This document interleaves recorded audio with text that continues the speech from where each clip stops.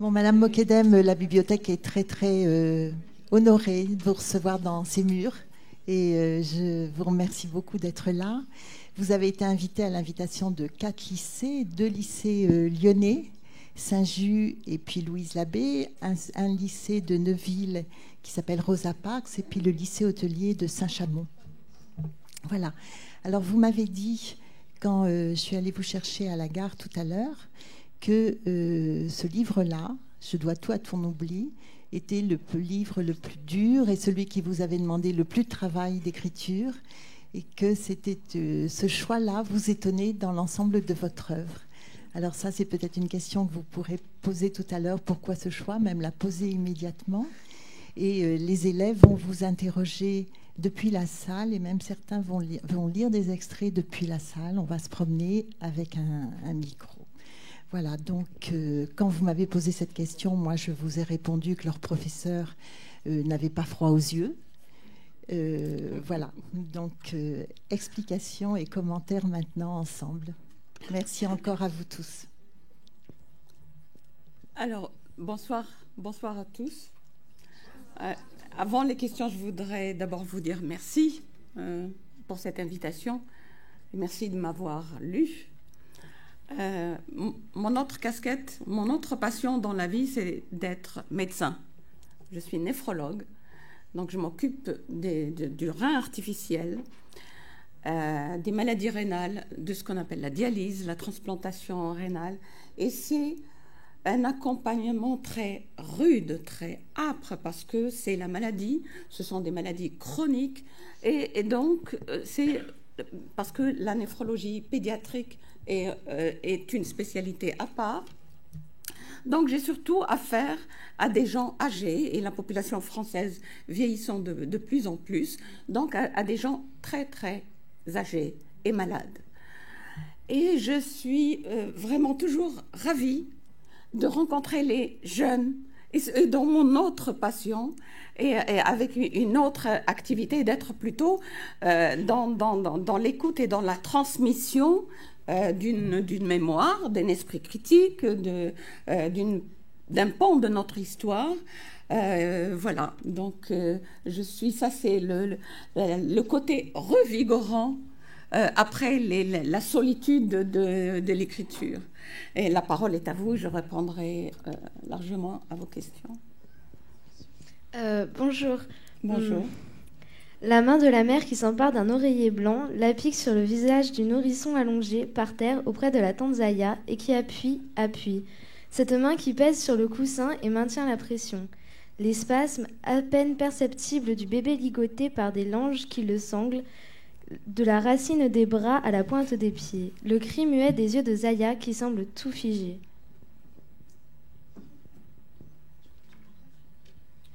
Oui.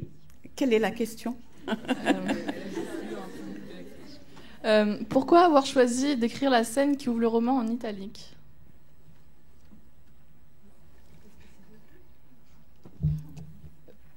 Parce que c'est comme une étincelle, une écharde restée dans la mémoire. Peut-être avant de développer et dire, j'aimerais avoir la réponse à la question, pourquoi a-t-on choisi ce texte? Pourquoi vous avez choisi ce texte? Qui pourrait me répondre? Est-ce que vous connaissiez d'autres? Est-ce que c'est à l'initiative d'une personne? Comment ça s'est fait, le choix de ce texte? En principe, c'est un choix collectif entre les professeurs, les documentalistes et moi.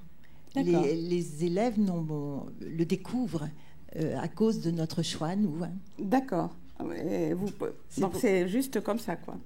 Oui, ils n'ont pas vraiment eu le choix, eux. Hein. Vous, est-ce que parmi les professeurs, est-ce qu'il y a quelqu'un qui peut me dire pourquoi? Non.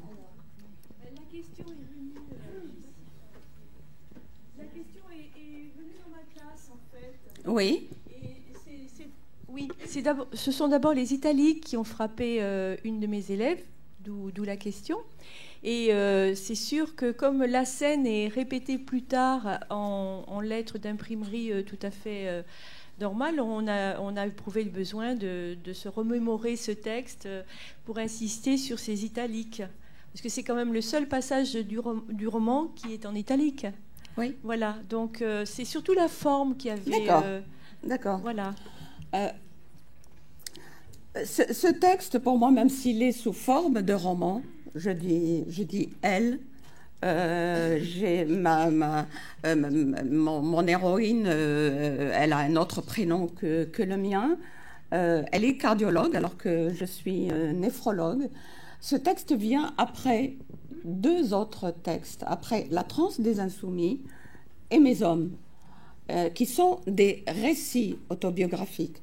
Donc, dans La transe des insoumis, je dis je, et je raconte mon parcours de mon désert natal jusqu'à Montpellier, de la vie de la petite fille qu'on a mise un jour à l'école, et c'était miraculeux, à la femme devenue écrivain vivant de l'autre côté de la mer.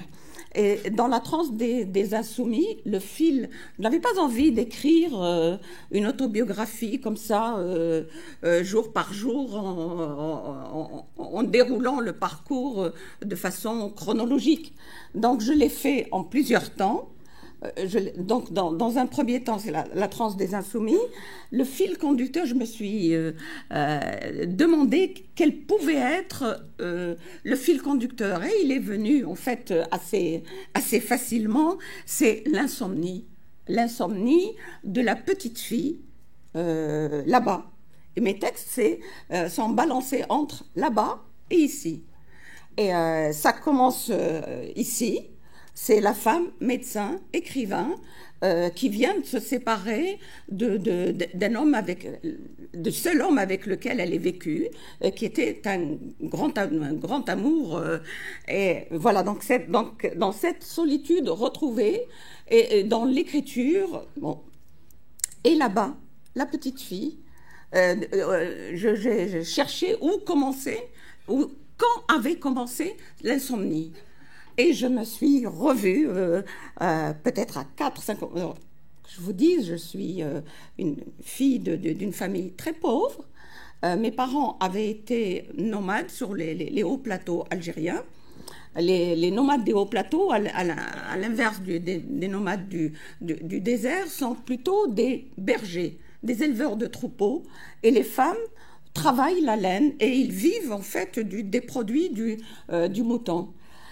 Ils avaient crevé la misère, et puis la colonisation avançant avait dévoré les seules terres qui pouvaient être arrosées dans le nord des hauts plateaux, en sorte que les troupeaux n'avaient plus rien comme aire de pâturage, et ils ont crevé de misère, et ils sont descendus s'installer dans le désert, parce qu'il y avait, avant l'ère du pétrole, une mine de charbon. Je suis née entre des terrils et le début de l'ergue occidentale. J'avais des dunes flamboyantes et d'autres sombres. Et c'est un peu comme ça qu'est ma vie, le côté sombre, opaque, et le côté... Et je vous ai situé ça, je suis née dans le désert, et quand je dis là-bas, dans la transe des insoumis, je me vois... petite fille, peut-être à 3 ans et demi, on dormait tous, il y avait un tapis au sol et un tapis par-dessus, et tout le monde allongé. On avait 2 pièces, dont la première pièce, une partie cuisine, une partie où dormait ma grand-mère, et les enfants avec les parents dormaient dans la même chambre. Et surtout, ces sensations l'hiver de notre couverture épaisse, tissée, main, qui m'étouffait. Et cette impression d'étouffer, je me voyais me tirant du corps familial, comme un tire-bouchon, pour respirer. Et je me vois toute petite, je ne suis pas beaucoup plus grande, mais toute petite, me redressant de cette odeur de laine, de pipi des petits frères ou sœurs, et respirer un bol d'air, et puis... Je m'avançais dans la nuit, j'étais à la fois excitée par la nuit et puis j'avais besoin de respirer. Et j'entendais une oreille aux aguets, c'était ma grand-mère qui dormait dans la cuisine et qui me disait « C'est toi ?» Et je trouvais le chemin pour aller vers elle, qui me racontait ses nomades. Elle avait le verbe d'une exilée. Je reviens, on pourra en parler de ce pan-là, mais je reviens à mon texte. Donc, dans la transe des insoumis, je fais le parallèle entre là-bas, la petite fille qui étouffait, qui a étouffé ensuite dans sa famille, dans sa société, qui s'est accroché alors que mes professeurs, plus tard, quand j'ai été au lycée, arrivaient avec l'envie de bouffer du désert. C'est magnifique, c'est fantastique, mais le désert, pour moi, c'était un néant. C'était un abîme, je n'en voyais pas la beauté, je n'avais peur que d'une chose, c'est qu'on m'arrache à l'école, qu'on m'arrache au savoir, qu'on me marie contre mon gré, c'est ce qui a failli m'arriver, en sorte que le seul horizon pour moi, c'était d'avoir un livre ouvert, comme ça, auquel je m'accrochais. Et quand ma mère, le verbe de ma mère devenait menaçant, je partais, je me perchais sur la dune et je ne voulais surtout pas voir l'horizon, mais mon seul horizon, c'était un livre tenu face à mon visage.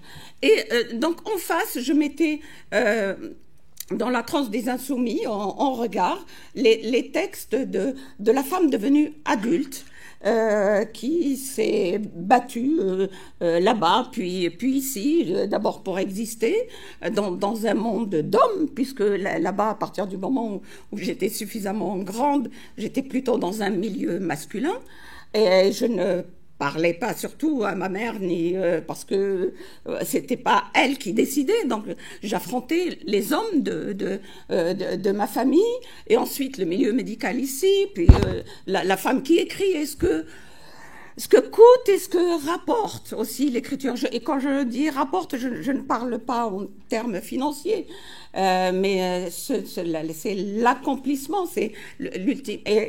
Et dans la transe des insoumis, je souligne deux choses, c'est que l'insomnie et la solitude, là-bas, pour la toute petite fille, ont été des conquêtes. C'était me lever et m'extirper du corps familial, c'était me sentir un corps à moi, et pas complètement enclavé et puis extraire ce corps des tâches ménagères, du verbe menaçant de la mère, exister, et puis me rendre compte petit à petit, en acquérant du savoir, un verbe critique, une contestation, que le regard des gens qui étaient censés être miens, de ma famille, et commençaient à me regarder comme une étrangère. Et ça, j'ai été capable de l'analyser longtemps après. Mais et c'est à ça qu'a servi ce texte, c'est que je dise comment, pour moi, l'exil, ça a été là-bas. Et ça a été cette traversée ou cette lutte qui fait, en fin de compte, que l'accession à la liberté, c'est devenir étrangère aux siens. C'est ce qu'on appelle l'exil intérieur. C'est difficile à vivre, mais c'est aussi réjouissant. C'est mon itinéraire. Pour rien au monde, même si c'est dur, pour rien au monde, je n'aurais renoncer à cette liberté. Et la solitude a été la solitude de la lecture d'abord, et l'insomnie et la solitude allant de pair, comme c'était surtout le soir que je pouvais lire, et je pouvais avoir la paix, et puis après je l'ai prise de plus en plus. Et le second volet autobiographique s'appelle « Mes hommes ». Mes hommes, je vous ai dit tout à l'heure que j'ai été plutôt, je me suis plutôt confrontée à un monde d'hommes, de garçons d'abord, puisque en dehors de l'école primaire où c'était une école de filles, le secondaire, j'allais à la ville d'à côté, qui était à 20 km de mon oasis natale, et on est arrivé en 6e, on était 4 filles algériennes et quelques pieds noirs qui restaient encore. En fait, davantage des filles de militaires ou de fonctionnaires qui sont parties l'année d'après. Vers Oran, ou qui ont quitté l'Algérie complètement parce que l'Algérie accédait à l'indépendance. Et puis, il y avait donc 3 autres Algériennes avec moi. Ces 3 autres-là se sont mariées dans l'été entre la 6e et la 5e. De sorte que de la 5e à la terminale, j'étais seule fille de ma classe, dans une classe de 45 garçons et dans un lycée majoritairement de garçons, puisque la classe de 6e, l'année suivante, il n'y avait pas de filles. Et c'est au moment où j'accédais, moi, en 4e, qu'il y a eu 7 filles d'un côté, d'un coup, qui sont arrivées au lycée, et ensuite de plus en plus. Et maintenant, il y a énormément de filles. Elles sont plutôt majoritaires dans les lycées. Et donc, dans Mes hommes, j'ai eu envie de raconter mes hommes à moi. C'est que ma mère ou les gens, les femmes de là-bas, les femmes de la tradition de là-bas, quand elles disent mes hommes, c'est les frères, le père, les oncles. Ben, moi, ce serait plutôt mes hommes à la façon Barbara. Ils viennent de Tunisie, du sud de l'Italie et de je ne sais quoi, et ils sont avec elle, ils l'accompagnent. Et donc, mes hommes, moi, ça a été ceux contre lesquels je me suis battue, mais c'est surtout ceux qui ont accompagné ma lutte, qui l'ont soutenue ou qui ont juste suscité quelque chose en moi ou que j'ai aimé ou admiré. Donc il y a tout cela dans mes hommes.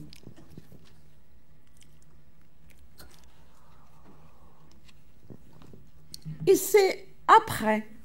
Donc la réponse, comme ça, ça va vous libérer. Et c'est après.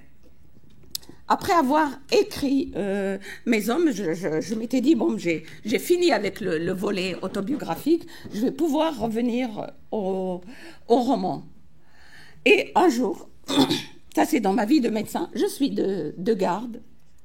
J'ai une patiente que je suivais depuis des années, qui avait été opérée la veille, et je suis de garde pour le week-end, et c'est une de mes dialysées. Et je n'ai vraiment pas compris. Et puis en plus, elle était beaucoup plus jeune que moi. Elle avait à ce moment-là, elle n'avait pas 40 ans.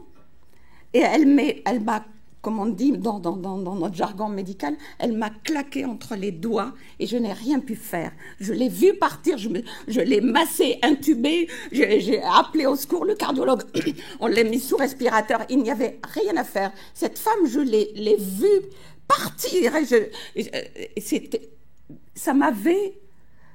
c'était la première fois que ça m'arrivait, quelqu'un que j'accompagnais. Alors on a découvert ensuite, parce que je tenais à savoir qu'elle avait quelque chose qu'on n'avait pas détecté, qu'elle avait quelque chose de congénital, un déficit enzymatique. Bon, ça ne m'a pas soulagée, mais ça a été un choc terrible pour moi de perdre cette patiente qui était confiante et de la voir partir, de ne pas, ce sentiment d'échec du médecin. On l'a souvent, parce que la vie a ses limites, notre savoir a ses limites, même si on fait reculer la part incompressible du...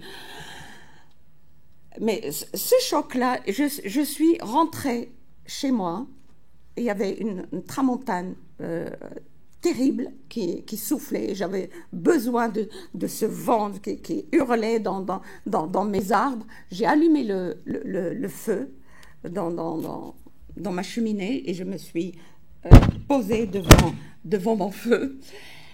Et au bout d'un moment, j'ai vu cette image.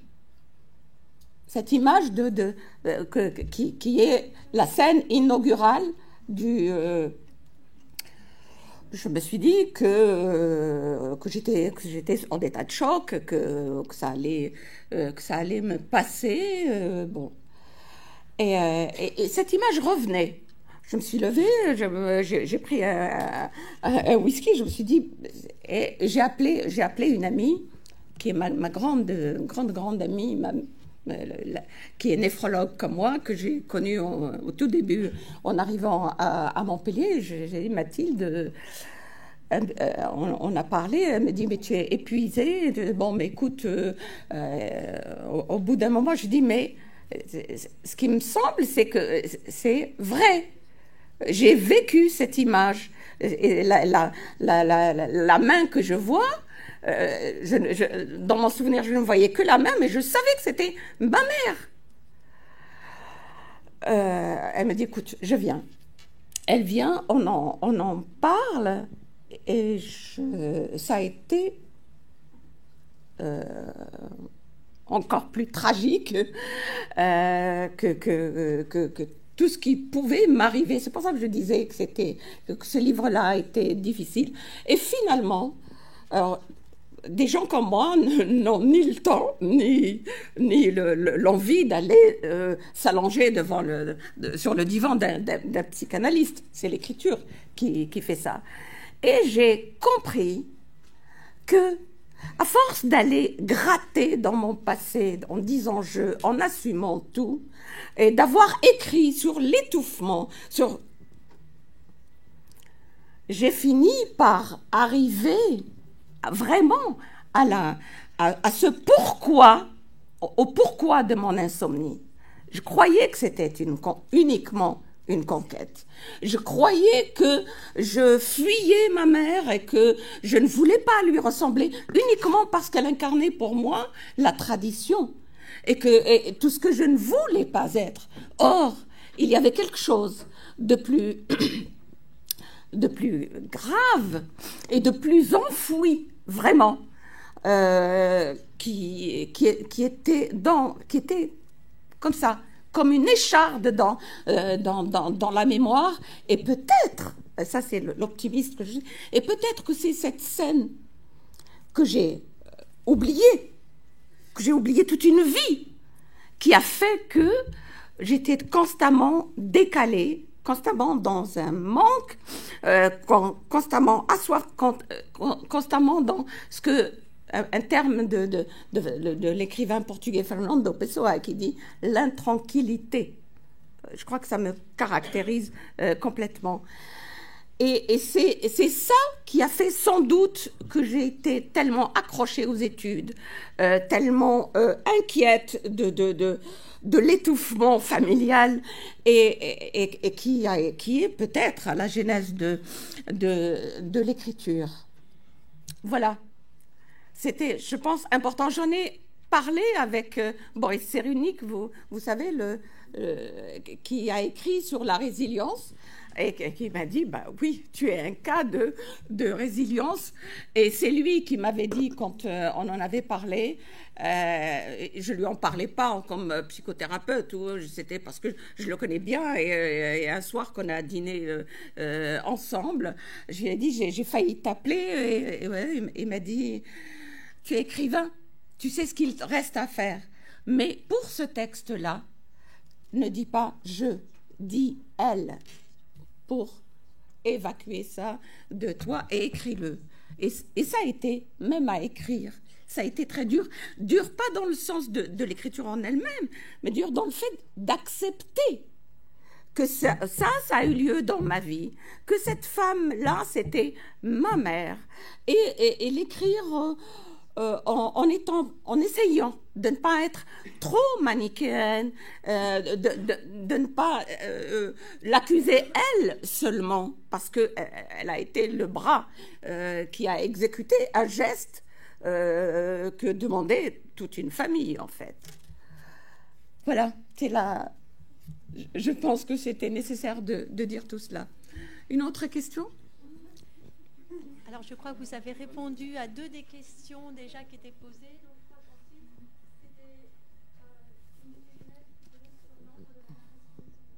Il faut absolument que vous parliez dans le micro, hein, parce que pour l'enregistrement. C'est Aurélie. Ah oui, mais on m'a dit de parler loin des micros. Non, Aurélie, vous loin du micro. Et... Vous parlez aux élèves, ah oui, d'accord. Oui, Aurélie. Je n'entends rien. Vous auriez déjà répondu à la question suivante. Alors, la question d'après. Qui a la question d'après?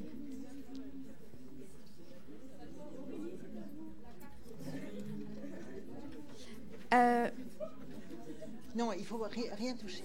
Ça fait tout seul? Oui, donc en fait, vous avez déjà un peu répondu à la question, mais du coup, nous, on se posait pourquoi le roman ne suit-il pas l'ordre chronologique et pourquoi tant de retours en arrière. Mais du coup, vous avez déjà répondu à la question. Non, pas vraiment. Une petite partie, quoi, une petite partie.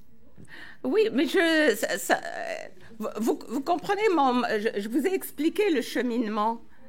Comment c'est venu d'abord mettre en regard les insomnies et pourquoi les insomnies, ensuite le chemin vers la liberté à travers les hommes. Et c'est parce que je pense que mes écrits autobiographiques auraient pu s'arrêter à mes hommes, mais c'est parce que ça m'est retombé dans la tête. Et c'est peut-être que si j'avais écrit ça, je n'ai pas voulu faire, je vous ai dit, quelque chose de chronologique, mais d'aller gratter là où ça faisait mal. Et c'était ça, c'était pas le fait de développer quelque chose, c'était de développer des thèmes. D'abord, l'insomnie et la solitude, ceux de la petite fille là-bas, ceux de l'écrivain ici, et puis ensuite les relations aux hommes. Ensuite, ce volet-là est venu. Et je ne pouvais pas l'écrire autrement qu'avec ce premier flashback, qui est cette scène. Parce que elle est en italique parce que c'est une image du passé qui débarque dans la vie du médecin, qui parle de son présent. Et ensuite, il y a quelques flashbacks, mais elle part dans le désert et elle voit sa mère qui confirme en disant ce que vous avez lu. Voilà.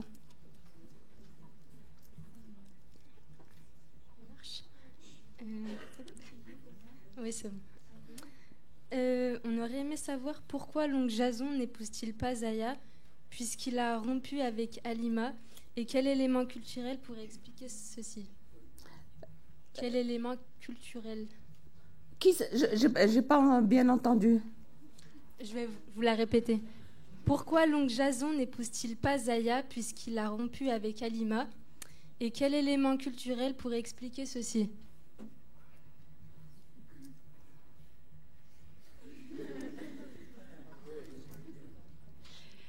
Alors, c'est encore une de mes élèves, donc je précise. Donc, Zaya met au monde un bébé dont le père est l'oncle intitulé Jason. Oui. Voilà. Donc, mes élèves se sont posé la question, mais pourquoi ces deux êtres qui étaient libres, finalement, puisque l'une était veuve... Parce que, mais c'est vrai que j'avais oublié. J'avais oublié, on m'a dit tout à l'heure, mais j'ai dit oui. Et j'avais oublié la comparaison avec Médée, etc. Oui, parce que, normalement, l'oncle devait épouser la sœur, la sœur de la tante avec qui il a fait avec qui il a eu ce bébé qui a été supprimé. Il devait épouser sa plus jeune sœur. Et comme celle-là, Halima, elle était venue dans cette partie de la famille pour qu'on la marie à quelqu'un, puisque sa plus jeune sœur était promise à cet oncle-là. Donc, normalement, ces deux-là n'auraient rien dû faire ensemble. Et voilà. Et puis, comme c'était de toute façon fait hors mariage, ça déshonorait cette partie de la famille, c'est-à-dire mon père et mon oncle, qui s'étaient engagés en prenant leur cousine vis-à-vis de leur oncle. C'est des choses aussi absurdes. C'est encore plus absurde que Jason et l'histoire de Médée, parce qu'elle, au moins, c'est pour le pouvoir, et eux, c'est juste pour ce qu'ils appellent l'honneur. Oui, Parce que même le mariage de ces deux personnes, une fois le bébé conçu, n'aurait rien arrangé du tout. De toute façon, le mal était d'avoir... Le mal était de faire un bébé alors que cette femme... de fauter alors qu'il n'aurait pas dû faire ça. Et donc, si la famille... Il faut dire que les choses étaient très, très, très verrouillées. S'ils étaient conciliants, effectivement, on aurait pu dire qu'ils auraient pu les marier, et c'est tout. Mais les marier et que l'enfant naisse à 5 mois du mariage ou à 6 mois après le mariage, ça aurait été un scandale, de toute façon. Donc, il y aurait eu une trahison familiale, il y aurait eu des conflits, peut-être des fâcheries à la vie, il y en avait déjà eu, donc voilà. Et ça s'est résolu comme ça. Ça résolu, si on peut parler ainsi.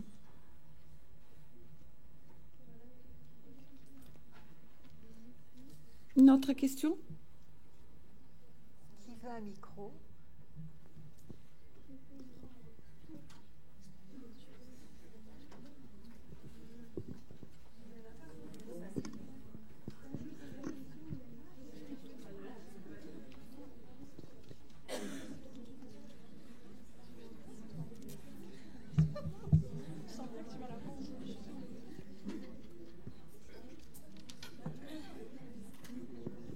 Oui.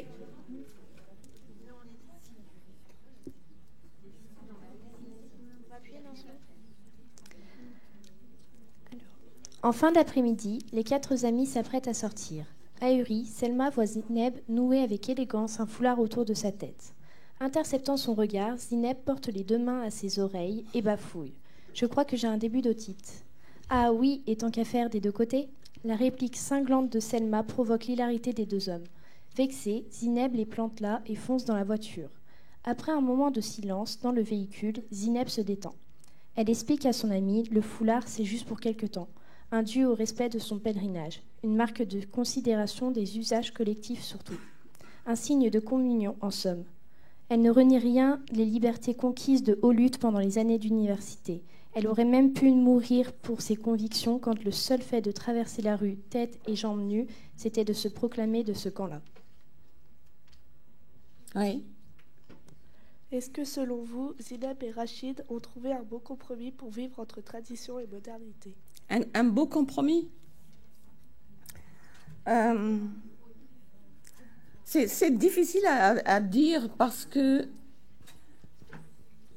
un beau compromis entre la tradition et leur aspiration à la liberté, c'est ça? Et la modernité. Et la modernité. Ils essayent. Et là, c'est ce dont je me rends compte. Bon, évidemment, dans la vie. Parfois, je suis un peu décalée parce que je me souviens plus des prénoms que je leur ai donnés, mais ce sont vraiment ils existent. Ils sont actuellement en train de revenir des États-Unis. Voilà, ce qu'ils font, c'est qu'ils partent souvent, loin de l'Algérie. Et pourtant, dans son vrai prénom, c'est Fatma, qui est une fille d'une famille, à l'inverse de la Bienne, une fille de la petite bourgeoisie. Son père, petite même, de la moyenne bourgeoisie, son père était un assez grand propriétaire terrien. Je me souviens d'elle à la fac, quand elle venait au volant de la voiture de son père. Son père ramenait la voiture, alors que moi, je n'avais pas encore mon permis, que je travaillais parallèlement à mes études pour pouvoir vivre. C'était une fille aisée. Et donc, elle n'avait pas eu besoin de lutter. C'était assez flagrant à l'université, au début des années 70 en Algérie, des filles qui avaient eu un parcours comme moi, c'est-à-dire des filles venant de milieux pauvres, étaient très peu nombreuses. Parce qu'il y a quand même quelques chiffres qu'il faut que vous sachiez. C'est qu'à l'indépendance de l'Algérie, moi, je finissais le primaire et j'entrais au secondaire. À l'indépendance de l'Algérie, après 130 années de colonisation, il faut dire ce qu'il en est, il n'y avait que 10% de la masse scolarisable des enfants qui étaient scolarisés. 10%. Et je faisais partie de ces 10%, moi, dans mon foutu désert et dans une famille très pauvre, etc. Donc, c'est assez rare. Et à l'université, quand j'ai vu les filles qui étaient là, c'était beaucoup des filles de la bourgeoisie que les parents avaient accompagnées dans leurs études et qui étaient là, non pas, qui n'avaient pas eu à se bagarrer contre une famille, une société pour être là, mais au contraire, c'était tout à fait normal. Et donc, si vous voulez, c'est comme les enfants des 68 heures. Après, ils n'ont pas eu à livrer la bataille à leur famille. Les parents étaient plus libéraux. C'était pas tout à fait pareil en Algérie, mais bon, les parents étaient plus conciliants. Donc, elles n'avaient pas l'esprit bagarreur comme moi. Elles sont nombreuses dans ce cas. Elles avaient appris à conjuguer avec. Toujours, alors que moi j'étais assez irréductible. J'avais appris, d'abord, je ne savais pas ce que c'était la liberté, mais j'ai appris le refus. Refuser ceci, refuser cela, et à force de refus, j'écartais, je m'ouvrais un horizon. Alors qu'elles étaient enveloppées dans une sécurité, elles étaient accompagnées, et c'était donc la majorité des filles qui arrivaient à l'université en ce temps-là. Et Fatma, pour moi, Fatma et Wedi, donc ce couple-là auquel j'ai donné d'autres prénoms dans le roman, représente vraiment ce qui est ma famille en Algérie. C'est ma famille adoptive, c'est eux que j'aime beaucoup, avec qui j'ai gardé un lien très, très, très, très fort. Et donc, eux, il a jamais été question qu'ils partent. Wadi est commissaire aux comptes, Fatma est prof de physique, elle est mère d'enfants qui, 2 sont aux États-Unis et 2 à Paris. Ils vivent très, très, très aisément. Et elle, une femme comme elle, qui est pourtant, moi, il aurait fallu comme... c'est dans d'autres textes où j'ai failli me faire lyncher un soir de 1er novembre en 65, parce que c'était un soir de 1er novembre, c'est la commémoration du lancement de la guerre d'Algérie, de la guerre d'indépendance. Et il devait y avoir un feu d'artifice, j'étais la seule fille, le soir, sans foulard, j'ai failli me faire lyncher, j'ai failli le payer de ma vie, le droit de ne pas porter de foulard. J'étais plutôt de ce tempérament. Je suis plutôt de ce tempérament-là. C'est pour ça que quand je vois des foulards, j'apprends à accepter ces différences, même si, on pourra, c'est un autre débat. Mais Fatma, elle pouvait mettre le foulard pour certaines circonstances, et puis l'enlever après. Elle avait appris à passer aisément d'un contexte à l'autre. L'aisance de la bourgeoisie, l'aisance de... Et hélas, même elle, je sais que c'était il y a 2 ans, elle me disait, tu sais, je suis allée, pourtant elle allait voir une autre amie médecin, parce qu'elle avait eu, je ne sais pas, un petit souci de santé. Elle est allée consulter une de nos amies. Elle me dit, je me suis retrouvée dans la salle d'attente. J'étais la seule femme sans foulard. Donc, une salle d'attente avec hommes et femmes. Elle me dit, et tu sais quoi? Celles qui me fusillaient du regard, c'était les femmes. Et je me suis sentie étrangère. Et bien maintenant, pour respirer, elle voudrait que son mari puisse s'arrêter. Elle va s'arrêter de travailler, je pense, elle, l'année prochaine. Mais ils passent le plus clair de leur temps plutôt aux États-Unis qu'en Algérie. Et sinon, bon, dans les villes, vous avez des filles qui luttent, qui ne portent pas le voile, etc. Mais plus vous vous enfoncez. Et c'est ce que j'ai fait avec eux en 2011. Plutôt après mon dernier texte, La Désirante, j'étais allée les rejoindre et on avait fait un tour dans le centre de l'Algérie que je n'avais pas vu depuis quelque temps, mais plus en s'enfonce en Algérie, plus l'Algérie est bigote. C'est que c'est devenu pire que l'Algérie dans laquelle j'ai vécu, moi, où on acceptait quand même on a accepté ma lutte au fin fond du désert, même si ça a été dur, j'ai pu exister, alors que maintenant c'est vraiment très très difficile. Parce qu'on a verrouillé l'école, parce qu'on a embrigadé une jeunesse, parce qu'on a livré une population aux intégristes. Oui. On a vu que le récit se termine suspendu dans un bus sous la neige. Oui. Pourquoi est-ce que vous avez choisi cette fin? Parce qu'elle est magnifique, parce que c'est très beau.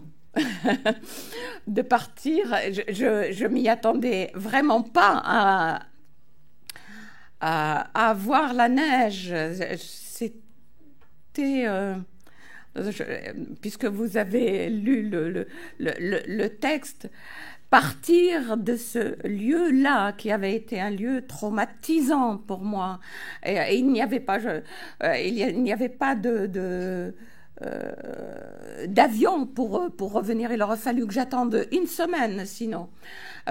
Pourquoi tous les avions étaient détournés, parce que c'était le moment du pèlerinage pour la Mecque. Et le car démarre à 4 heures du matin et on part dans la nuit, dans cette obscurité, avec la voix, ils ont au démarrage du car, une cassette.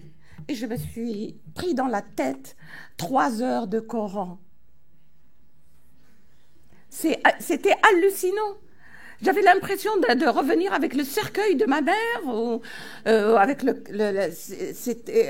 et puis le jour se lève, et puis à l'aube, tout le monde qui descend, et on engueule ceux qui descendent pas, faire la prière.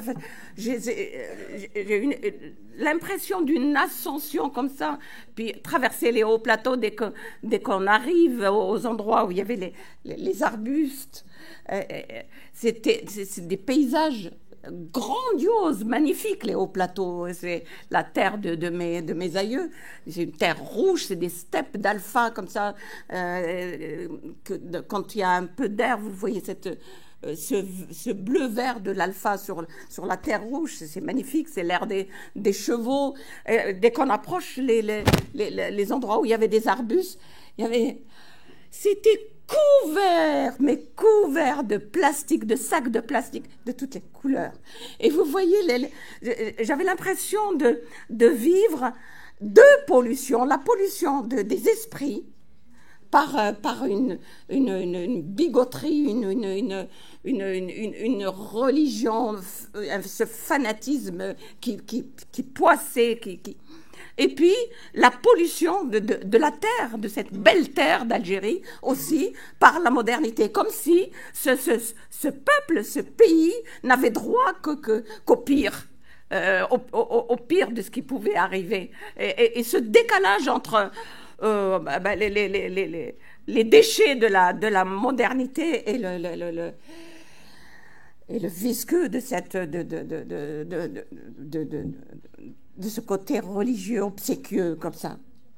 Et puis ensuite, il y a l'Atlas, on grimpe sur l'Atlas, donc là, et la neige qui se met à tomber sur ça, c'était comme si ça allait me laver la tête. Et j'étais heureuse de voir tomber. D'abord, on avait arrêté le Coran. Ils avaient mis plutôt de l'andalou, de la musique. C'était hallucinant ce voyage aussi. Si j'avais été cinéaste, je voudrais faire un film, ne serait-ce que sur ce retour, cette façon de hisser du noir vers de l'obscurité et du poids du Coran avec cette voix. en même temps, c'est magnifique. C'est un texte très, très beau. Et la voix était belle, mais c'était ce qui était dur, c'était ce que ça représentait pour moi dans cette époque-là. Parce que ce texte-là, sorti de toutes ces interprétations, je pourrais l'entendre. Je suis une femme de lettres. Je suis capable d'entendre la beauté, la sonorité d'une voix et d'un texte. Et voilà. Et que la neige, que cette blancheur efface tout. Et au sommet, enfin, dans les hauteurs de l'Atlas, ça a été un apaisement. On dit peut-être que le car va tomber en panne. Mais bon, mais ce n'était pas grave. Ça me faisait du bien. On a une autre question. Oui. Que traduit pour vous l'oubli de Selma d'un événement majeur de sa vie? Que traduit pour moi? Oui. Mais c'est tout ce que je viens de vous dire. C'est un oubli. J'avais mis l'accident, un accident vital de mémoire.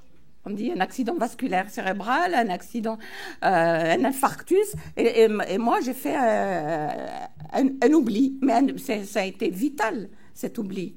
Parce que j'ai récupéré cette mémoire douloureuse, mais à un moment où même si c'était dur, à un moment où je pouvais l'analyser, où je pouvais... Et en fait, ça, comme je vous l'ai dit tout à l'heure, ça a éclairé tout mon parcours, même pour moi. C'était important de retrouver ça parce que je comprends certaines choses. C'est parce que j'ai vu ça. Et souvent, les professeurs, même les professeurs, te disent « Mais pourquoi toi et pas les autres ?» Je ne dis pas qu'il y a eu que ça. Je ne dis pas que le fait que ma mère ait étouffé un bébé a fait ce que je suis. Non. C'est une question de tempérament, de rencontre. Pas dans ce texte, mais dans La transe des insoumis, je parle du rôle de ma première institutrice, qui était une femme merveilleuse, du rôle de mes professeurs, ensuite, qui m'ont toujours accompagnée. Donc, si vous voulez, dans le désert, là-bas, en même temps, ce désert que je croyais haïr, que je ne voyais pas, ce désert faisait comme une sélection d'âmes pour moi. Les gens, les autres, c'est-à-dire les autres pour moi, là-bas, c'était les Français qui venaient au fin fond du désert et qui restaient. Ceux-là, ce n'étaient pas des colons. Ils venaient là et ils restaient là par amour pour les paysages et pour des gens. Et ils essayaient de faire quelque chose là où ils étaient. Le médecin, il est du village, c'est grâce à lui que je suis devenue... Enfin, c'est lui qui a suscité en moi la vocation du médecin, tellement c'était un homme formidable. Mon institutrice, mes professeurs. Donc, j'ai toujours eu des mains tendues. Et on m'a tendu des livres. Et on m'a nourri. Et c'est quand même quelque chose d'inouï que pendant la guerre d'Algérie, je traversais tous les quartiers français pour aller au cœur du village, donc du village français, pour aller à l'école française. Et je traversais les rues, je voyais souvent les parachutistes en train de bousculer des bougnoules, des violences. C'était la guerre, et c'était violent. Et j'arrivais avec une rage, une colère rentrée. Cette institutrice-là me disait « J'ai vu, Malika, j'ai vu. Mais tu sais, l'Algérie sera indépendante. C'est demain, c'est après-demain, c'est inéluctable. » À ce moment-là, je ne savais pas ce que ça voulait dire, inéluctable. Mais ça m'était resté. Alors, quand j'ai pu avoir accès au dictionnaire, j'ai cherché le mot inéluctable. Mais elle continue en me disant « Mais toi, ta guerre, c'est ici, en tapant sur mon pupitre, c'est ici qu'il te faudra la gagner. Et tu verras, tu auras d'abord à la mener contre les tiens. » Et en fait, c'est quand elle a été partie que j'ai compris et c'est à l'indépendance de l'Algérie que ma guerre à moi a commencé. Parce que j'avais 12 ans, parce qu'on voulait me marier, parce que... Et voilà, c'est à ce moment-là que j'ai compris que l'indépendance... Et ça, quand on a été enfant, nourri, bercé par des récits de guerre, par une espérance de liberté, je me disais dans ma tête, l'Algérie sera indépendante. Il n'y aura plus aucun problème. Tout le monde aura de quoi manger. Tout le monde ira à l'école, puisque ça c'était bon. Tout le monde ira à l'école. Je ne serai pas seule parmi d'autres. Et en fait, l'indépendance, c'est là que j'ai compris que l'indépendance d'un pays, ça ne signifiait pas liberté individuelle. Et que les libertés, il fallait encore les gagner. Et que la mienne, il fallait effectivement... Que je l'arrache d'abord à mes parents pour qu'ils ne me marient pas, pour qu'ils me laissent étudier. Et en fait, ils ont essayé de me marier. Ils ont lisez La Transe des Insoumis, si vous voulez voir cette lutte-là. Et Et en fait, c'est à partir du moment, c'est que arrivé en seconde, voilà, à la fin de la classe, à la fin de l'année scolaire où j'étais en troisième, le proviseur m'a convoquée parce qu'il y avait 2 filles. L'internat ouvrait ses portes et il y avait 2 filles qui arrivaient 1000 kilomètres plus loin pour être internes. Et donc, comme il n'y avait personne d'autre que moi qui pouvait être, on disait pompeusement, maîtresse d'internat, donc j'ai été maîtresse d'internat de la seconde à la terminale. Et du coup, je me suis retrouvée plus obligée de faire 20 kilomètres à l'aller et au retour, plus obligée de rentrer chez moi. Je me suis retrouvée à l'internat avec une chambre pour moi, toute seule. Et on me faisait mon lit avec une salle de bain pour moi. C'était quelque chose d'inouï. Et surtout, et ça je l'ai découvert petit à petit, c'est que j'avais un salaire qui faisait 2 ou 3 fois celui de mon père, les nombreuses allocations familiales mises à part. Et donc, si vous voulez, à mon insu, je suis devenue soutien de famille. Je suis l'aînée de 10 enfants.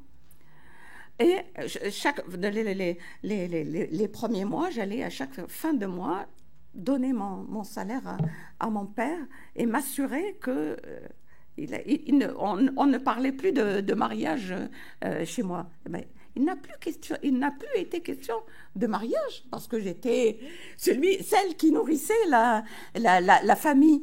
Et dans ma tête, ça a été une étape fondamentale parce que j'ai compris que la liberté, elle passait d'abord par l'autonomie financière. Et ça, c'est resté incrusté dans ma tête. Et je l'ai compris à l'âge de 15 ans. Et après, je me disais, quand ma sœur est arrivée, je donnais ma paye à ma sœur pour qu'elle la ramène à la maison, qu'elle la ramène à la maison. Et dans ma tête, avec cette morgue, je me disais, je suis comme une esclave. Chaque mois, j'achète ma liberté. Et en fait, c'est vrai. Et ça, c'est resté... ça m'a rendu service.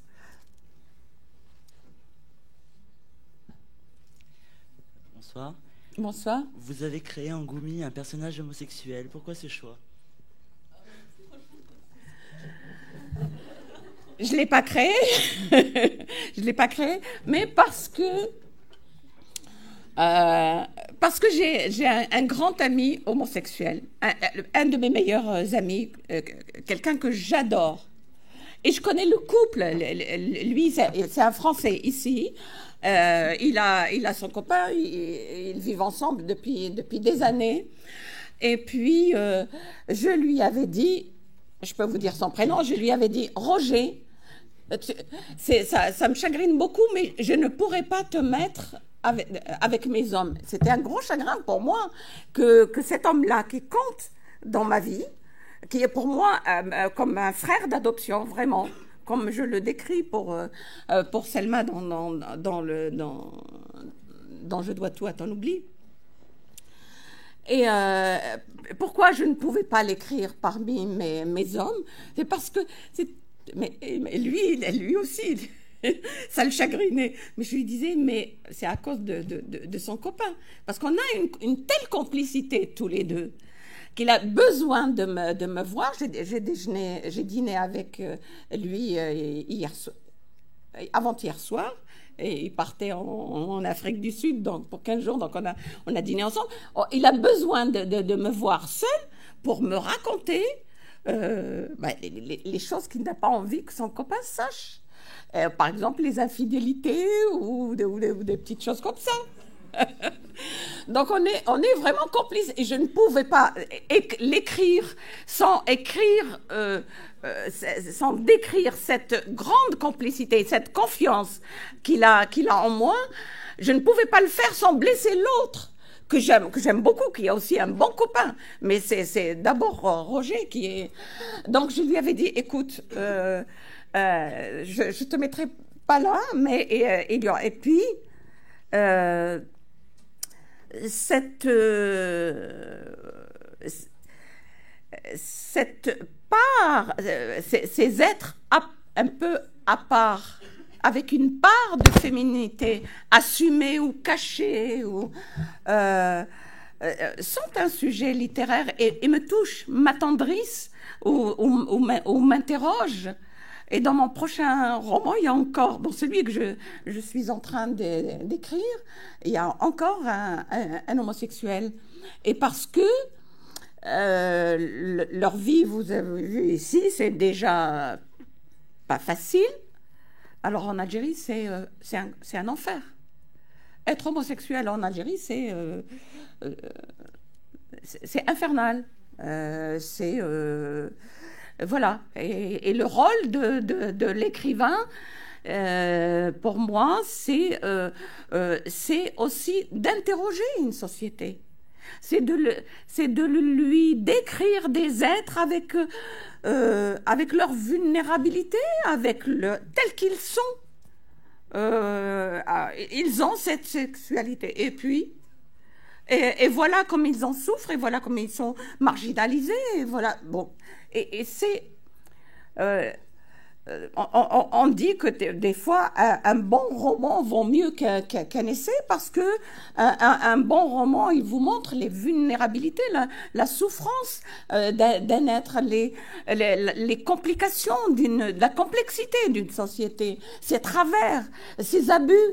Et c'est en décrivant tout ça qu'on participe à, j'espère, qu'on ait un jour un autre regard sur la sexualité des gens. Parce qu'en fait, c'est quoi? C'est parce que les homosexuels ici ils restent un peu à part, mais là-bas, il y a un couvercle sur la sexualité de façon générale. Alors, les homosexuels, c'est les plus grands pécheurs. Une autre question? Vous en avez déjà un peu parlé, mais pensez-vous que l'image de la femme en Algérie soit en train d'évoluer ou puisse évoluer? C'est une question difficile. Oui, elle a évolué. Pas comme je l'aurais aimé, mais ça a quand même évolué. Actuellement, même avec la mainmise des islamistes et tout, actuellement en Algérie, 50% des médecins sont femmes. 60% des enseignants sont femmes. Elles sont partout, même avec le foulard. Bon, dans les grandes villes, il y a beaucoup de femmes qui ne portent pas le foulard, mais même avec le foulard, les femmes sont dans l'espace public. Les femmes sont dans le monde du travail. J'ai dit l'importance du travail tout à l'heure. Et dans les régions reculées où il y a la pauvreté, c'est parfois, souvent juste le travail des femmes qui fait bouillir une marmite et c'est aussi ça qui participe à une aigreur des hommes parfois. Donc elles sont dans le monde. Ça c'est c'était une inéluctable, comme me disait mon institutrice, et c'est ça. Donc, ça, c'est un acquis fondamental. Mais le problème, si vous voulez, de la société, c'est qu'elles-mêmes, même quand elles travaillent, elles ont l'esprit embrigadé par une religion qui ferme les horizons au lieu de les ouvrir. Et ça, c'est le rôle, quand dans les années 90, où on ne cessait de parler du terrorisme. Moi, j'étais inquiète de l'école, parce que l'Algérie des années 90, qui a amené une société à se dresser, à dresser une partie de la société contre l'autre, jusqu'au point de s'entretuer, c'était le résultat d'une mainmise des intégrés sur l'école, 30 années de mainmise sur l'école. Et si vous voulez, la femme inquiète de l'avenir de l'Algérie que je suis, je m'inquiétais de l'école. Qu'est-ce qu'on fait? Est-ce qu'on a redressé la barre? Bon, c'était ça. Je ne voyais pas comment un pays pouvait se construire un bel avenir si, dans l'école, on embrigade les enfants et on ne développe chez eux que l'esprit des réponses à la Pavlov, plutôt sur les thèmes religieux. Voilà. On a commencé depuis quelques années déjà, des intellectuels ont ouvert des écoles parallèles. Les gouvernements les fermaient. Maintenant,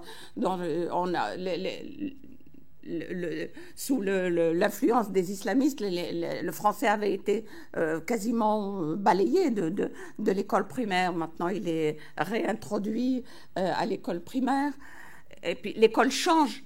Mais ça a été un tel gâchis. Il faudra toute une génération encore pour que l'école redevienne un lieu où on n'étouffe pas l'esprit des enfants, où on leur apprend à réfléchir, à être critique. Et c'est là que le bas blesse. Ça viendra. Regardez ce qui se passe, par exemple, en Tunisie.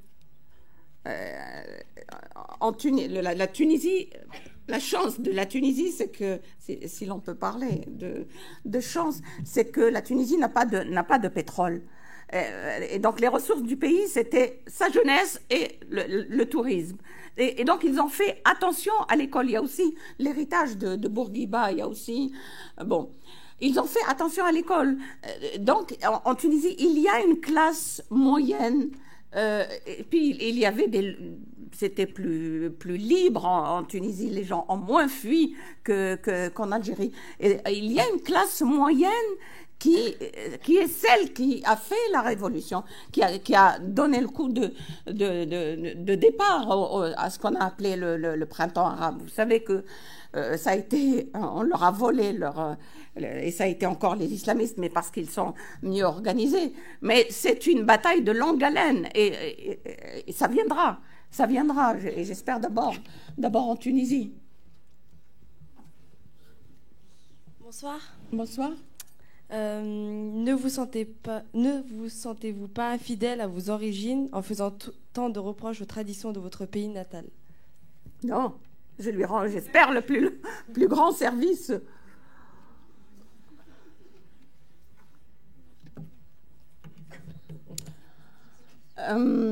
Non. Mais pas du tout. Je pense. Il y a.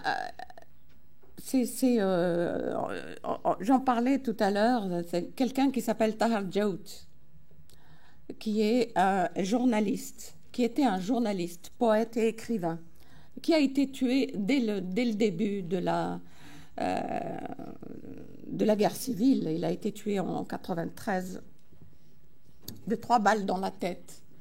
Et il avait créé un journal qui s'appelait Rupture, au pluriel. Et il avait des articles, des éditoriaux, mais vraiment très, très, très caustiques, virulents. Et 3 semaines avant qu'on le tue, il avait intitulé son édito avec cette phrase « Si tu parles, tu meurs ». parce qu'on assassinait tout le monde. Hein. On dit qu'on a assassiné les intellectuels, mais on a assassiné tout le monde. Et le peuple algérien, le petit peuple, l'a payé au centuple. D'abord lui. Après, bon, les grandes figures faisaient plus mal, mais il n'y a pas de vie qui vaille plus que les autres. Et Tahar avait dit, si tu parles, tu meurs. Si tu te tais, tu meurs. Alors dis et meurs. Ils lui ont mis 3 balles dans la tête. Et quand on est de cet esprit-là, de cette force-là, on se tait pas après quelque chose comme ça. Et quand vous voyez la presse algérienne, elle est très, très virulente. Elle critique tout. Elle se fait parfois suspendre, ils se font mettre en prison, mais ils ont la presse francophone surtout. Maintenant, l'arabophone est en train un journal comme Al-Khabar, même s'il reste plus conservateur, est en train d'acquérir Avant Al Jazeera, c'est en Algérie qu'il y a eu, depuis les années 88, la presse la plus caustique, la plus libre. Même si on peut mettre parfois quelques guillemets. Et c'est ce que je vous disais, un écrivain n'a pas... Je ne cherche pas qu'on me flatte dans le dos, comme peu me choque. Quand je vais en Algérie, je dis à mes éditeurs, la presse, autant que vous voulez, mais je ne veux pas déjeuner ou dîner avec des politiques. Parce que ce serait cautionner la politique qu'ils ont fait. Je ne pardonne pas.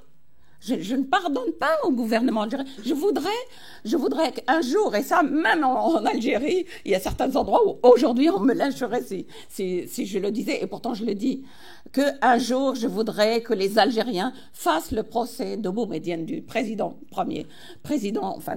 second qui est arrivé par un coup d'état militaire, qui était un arabophone, le militaire droit dans ses bottes et borné, et c'est lui qui a fait ce gâchis. Qui a fait l'Algérie des années 90. Seulement, lui, c'était un diabolique, un tacticien.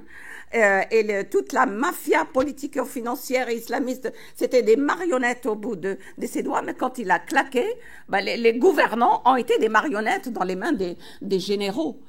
Si on ferme sa gueule, si un écrivain...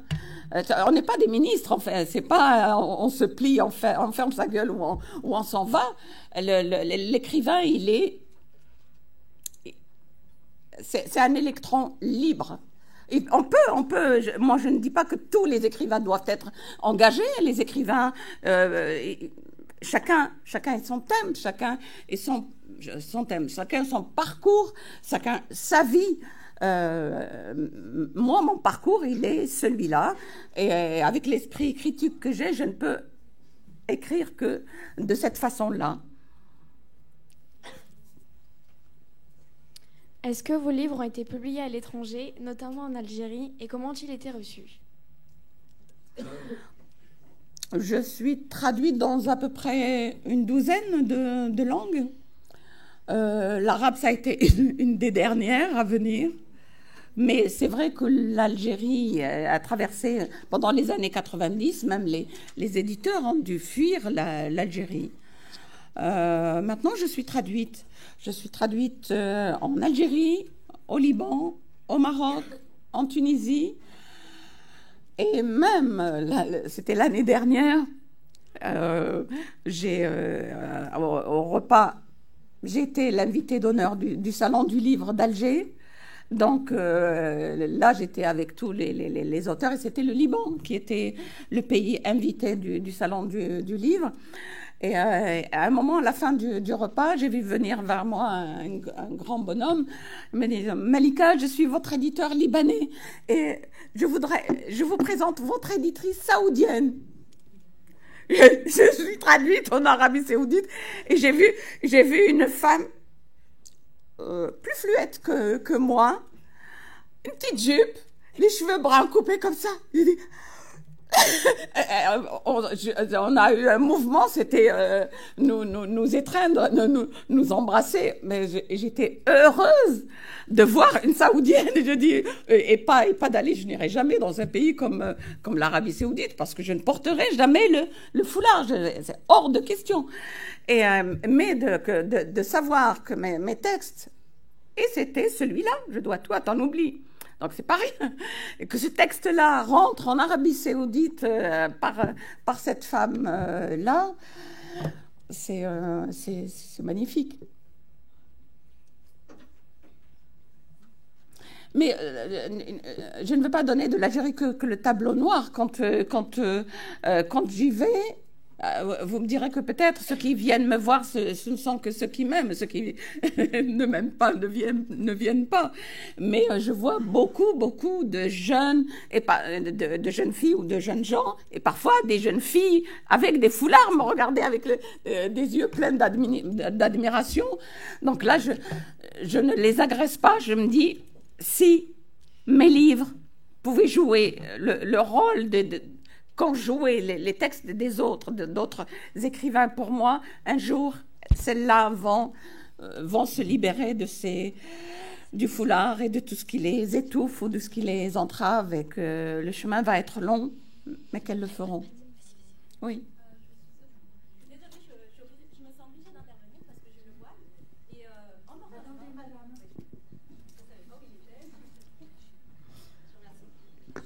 Donc je disais, oui. je me sens un peu obligée d'intervenir par rapport à vos paroles depuis tout à l'heure, parce que je porte le voile. Oui. Et pour moi, si je porte le voile, c'est pas que je suis soumise, c'est au contraire une liberté de choisir ma religion, une liberté de vivre, tout simplement. Et on voit avec l'actualité, justement, il y a... Enfin, tout à l'heure, vous parliez de votre vécu, du vécu de votre amie dans la salle d'attente avec des hommes. Elle était étonnée, frustrée par le regard que d'autres femmes ont pu avoir envers elle. Mais ce regard-là, je pensais que moi, avec votre vécu, vous pouvez le comprendre du côté d'une femme voilée. Une femme voilée, au jour d'aujourd'hui, en 2013, c'est si on marche dans la rue, on a le même regard, on reçoit le même regard de l'autre que cette personne ou vous-même avez pu vivre il y a des années. Il y a 30 ans, au jour d'aujourd'hui, on vit encore ça. Moi, je trouve dommage qu'avec votre vécu, je pense que dans votre famille, on a dû apprendre la religion. Là, vous parlez beaucoup de tradition, pas forcément de l'islam. Donc, je suis musulmane. Et vous parliez de la religion comme si c'était aussi un peu le thème, l'intégrisme. Mais l'islam, c'est pas de l'intégrisme. Là, selon ce que vous dites, c'était vraiment des traditions, ça n'a rien à voir avec l'islam, comme l'autonomie financière. Enfin, une femme doit pouvoir travailler déjà, parce qu'en France, avec un voile, c'est très, très, très difficile de trouver quelqu'un qui accepte d'embaucher des femmes voilées. Et c'est pareil pour l'éducation, de pouvoir travailler ou de ne pas pouvoir travailler en portant le voile. Quand vous dites « j'espère que ça va continuer ». J'espère que ça va continuer, oui. Qu'on interdira le port du voile dans les endroits qui sont, par exemple, des crèches, etc. Alors là, j'aimerais bien que vous répondiez à ce genre de questions. Je vous réponds, madame. Ouais. Si vous je termine mes questions, après je vous laisse l'entière réponse. Et l'autre point, c'était sur l'éducation, justement, en Algérie. Donc vous dites qu'ils n'étaient que 10% à pouvoir bénéficier de ça, d'aller apprendre. Mais au contraire, la religion, l'islam, pousse à s'instruire. Justement, le premier verset qui a été descendu, c'est « lis, apprends, étudie ». C'est le premier verset du Coran qui a été descendu. Donc l'islam, elle n'interdit pas du tout ça. Après, si on parle de tradition, oui, dans l'Afrique, même l'Afrique noire, les enfants ne vont pas à l'école. Madame, bon, je vous remercie pour votre réponse.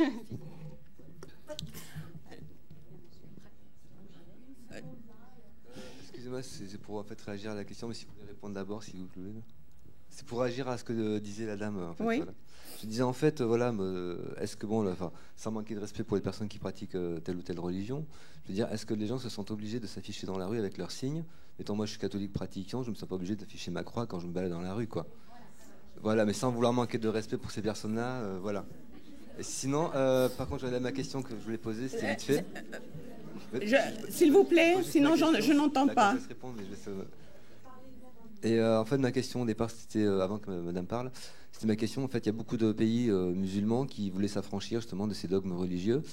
Et on assiste souvent dans les pays occidentaux, souvent en majorité catholique par exemple, à un retour du religieux, enfin une montée de, comment dirais-je, peut-être pas de la radicalisation, c'est pas un peu excessif comme terme, mais une montée de vouloir s'afficher en tant que religieux et s'identifier pas en tant que citoyen, mais en tant qu'être religieux, quoi. Voilà. Voilà ma question. C'était juste pour répondre, c'est bref. Hein. Si je porte le voile, c'est ma religion qui me demande de le porter, et c'est comme les bonnes sœurs qu'on voit dans les églises, elles portent le voile tout simplement. C'est une pratique Madame, de la religion. ce n'est pas vous la conférencière, s'il vous plaît, je réponds. Parce que vous avez un autre point de vue que le mien, donc je voulais juste donner celui-là. Je vous réponds. Pour moi, le voile, c'est vraiment un signe de... Elle écoute pas, là. Si vous avez une discussion entre vous...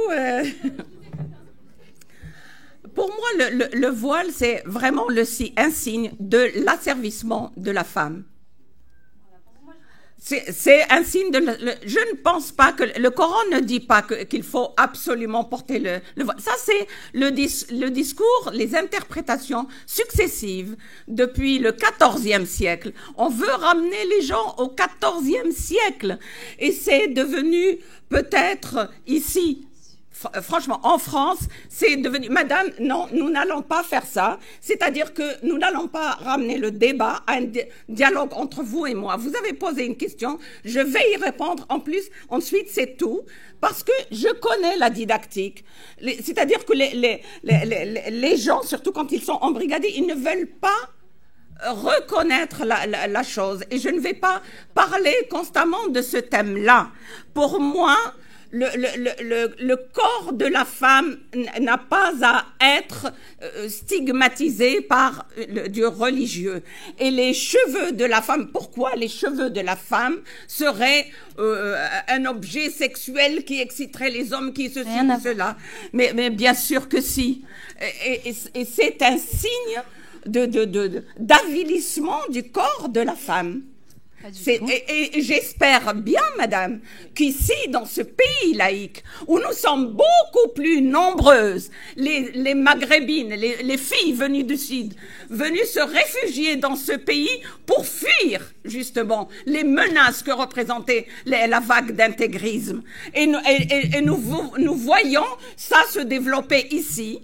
Parce que, bon, on va pas refaire le débat sur le socio-économique qui pousse, mais j'espère bien que ce pays laïque ne permettra pas aux femmes voilées de tenir des postes dans des lieux où c'est des lieux publics. Voilà, et on passe à une autre question. On va pas faire un dialogue. Je ne vais pas en Arabie Saoudite pour ne pas parler de ça. Et vous savez, mes amis dont je parlais tout à l'heure m'ont dit, et je vais oser vous le dire, moi, ici, les filles de mes amis en Algérie, donc des filles aux mains desquelles on a mis des livres, dont on a ouvert les esprits. Elles ont vu des jeunes filles comme vous se pavaner dans les télévisions et revendiquer le voile. Elles m'ont dit, mais qu'est-ce qu'elles ont à emmerder les Français? Elles n'ont qu'à venir ici, ou mieux encore, aller en Arabie Saoudite. Ah oui, parce que vous n'aurez pas de problème de porter le voile. C'est tout le monde le porte. Bon, je voudrais qu'on termine plutôt sur autre chose que sur une colère. Plutôt sur une autre question, s'il vous plaît. Nos élèves vont poser une petite question sur votre belle écriture et sur vos livres. Pardon, je n'ai pas entendu. Nos élèves vont poser une question sur votre belle écriture et sur vos livres. Merci, qu'on revienne à l'écriture. Ce giron de sable a été son refuge jusqu'à la fin de l'adolescence, jusqu'à son départ du désert. C'est là qu'elle s'était retirée dès les premières fugues. La rêverie pour Solviadik. Ensuite, elle venait s'y réfugier pour lire. Les livres destinés aux enfants n'avaient pas été ses lectures favorites. Elle les avait aussitôt délaissés pour s'attaquer aux livres des grands. Elle, l'insomniaque. C'est trop facile pour toi, tu ne vas rien y comprendre. Oui, avait d'abord dit la bibliothécaire. Mais tant mieux si déchiffrer leur mystère la tenait éveillée encore plus longtemps. Quel livre vous a le plus marqué ou vous a fait particulièrement grandir? Mais vous savez bien ce que je dis là au départ. Je lisais en ayant l'impression de rentrer dans une forêt de mots auxquels je ne comprenais rien. Mais il y a un texte, même s'il y a une phrase qui a pu peut-être m'agacer, mais c'est parce que le texte parlait du désert et que je l'ai lu très jeune, c'était Le Petit Prince. Pour la première fois qu'un texte parlait du désert, ça me plaisait bien, parce que nos livres de lecture, c'était plutôt en classe, je veux dire, c'était des livres avec des illustrations sur la campagne française, sur l'Algérie, c'était une abstraction. Ensuite, je crois que le texte qui m'avait énormément touchée, c'était La case de l'oncle Tom. Rappelez-moi le nom. Comment s'appelle Non. Voilà. La case de l'oncle Tom. Ensuite, un écrivain qui a énormément compté dans l'adolescence, ça a été Faulkner. Faulkner, pourquoi? Parce que dans Sartori, Tandis que j'agonise, dans d'autres textes, il décrit une société, un sud-américain sordide, violent, qui un chouïa après ressemblait en fait au mien. Et je trouvais, quand on parlait tout à l'heure de la liberté de parole et de critique, quand on lit Faulkner, qu'est-ce qu'il en met à sa société? C'est extraordinaire. Ensuite, je ne pense pas qu'il y ait seulement un texte. Je n'ai tenu qu'avec des livres, que grâce aux livres. Et je lisais tout. C'est-à-dire que l'âge où j'ai le plus lu, c'est entre 11 ans et 17-18 ans, c'est-à-dire jusqu'au bac, où là j'avais du temps et je dévorais des livres. J'avais lu tout Dostoïevski, Faulkner, Tolstoï, Dickens, le deuxième sexe, évidemment, Sartre, tant d'autres écrivains. Et tout ça a été des moments forts dans la lecture du deuxième sexe, évidemment. La lecture de Kafka, cet univers de la métamorphose ou l'univers du procès qui ressemblait, je pouvais facilement, l'univers du procès de Kafka, je pouvais facilement le transposer à l'Algérie, avec son absurdité. Et puis d'autres écrivains qui pouvaient être vraiment loin de ce noyau dur, comme Colette, comme Giono, comme les 20 premières pages, par exemple, Que ma joie demeure de Giono, j'ai dû les lire, je les trouvais belles, j'ai dû les lire. Ces 20 premières pages où il se réveille, il veut se lever, labourer sa terre, j'ai dû les lire une vingtaine de fois, tellement je trouvais ça, il y avait quelque chose, un élan qui me portait. Voilà, il y a quelque chose qui est... J'ai parlé tout à l'heure de Tahar Djaout. Et Tahar, on avait... Mon premier texte qui a été publié, c'est Les hommes qui marchent. Et Les hommes qui marchent, c'est l'histoire de ma famille, la fin de leur vie sous forme de roman, la fin de leur vie nomade. Et là, il y a énormément ma grand-mère qui parle, qui raconte son monde, etc. Et j'avais vu dans Le Monde que les Algériens créaient un prix en Algérie, et que pour une fois, c'était une poignée d'intellectuels algériens qui voulaient donner des prix à des auteurs algériens, et pas comme le faisait le gouvernement algérien, c'est-à-dire à donner des prix aux apparatchiks du pouvoir. Et je m'étais dit, je vais envoyer mon texte, et je l'ai envoyé. Il y avait déjà Boujedra, il y avait Assia Djebar, qui est actuellement académicienne, il y avait déjà ce qui était confirmé. Moi, c'était mon premier texte. Et puis, j'ai eu la surprise d'être primée avec Tahar Djaout, tous les deux. Et nous avions passé la semaine, je connaissais déjà Tahar comme journaliste.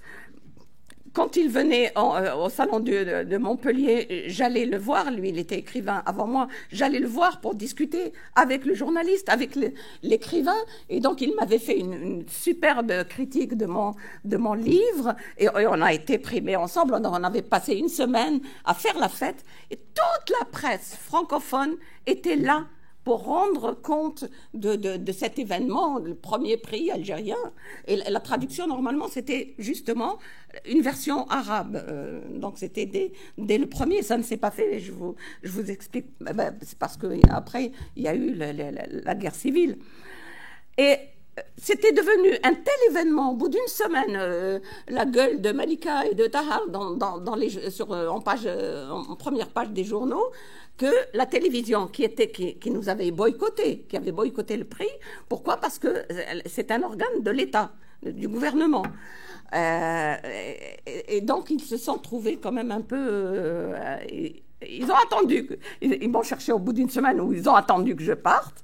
Et qu'est-ce qu'ils ont fait? Ils sont allés dans le désert. Ils ont envoyé une équipe de télévision pour interviewer mes parents. Chose extraordinaire. Ma mère, elle ne sort jamais de chez elle. Elle ne parle pas des étrangers. Pour une fois, mon père l'a laissé parler devant une caméra aux journalistes algériens qui lui ont dit « Mais qu'est-ce que ça te fait que ta fille soit devenue écrivain ?» Elle a levé les bras au ciel comme qu'est-ce que tu voulais qu'on fasse dans Je dois tout. On était bien obligés. Là, elle aurait « Qu'est-ce que tu veux que je te dise, mon fils ?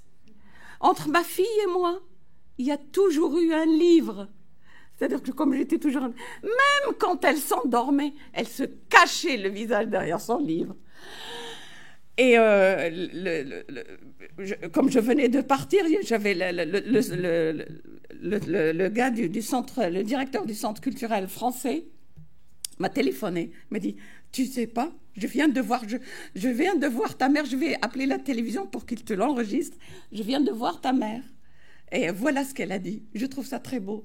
Et moi aussi, je trouve que c'est la plus belle phrase que j'ai jamais entendue d'elle. Voilà. Et que c'était bien qu'elle passe à la télé pour parler de moi avec mon livre, avec mes livres.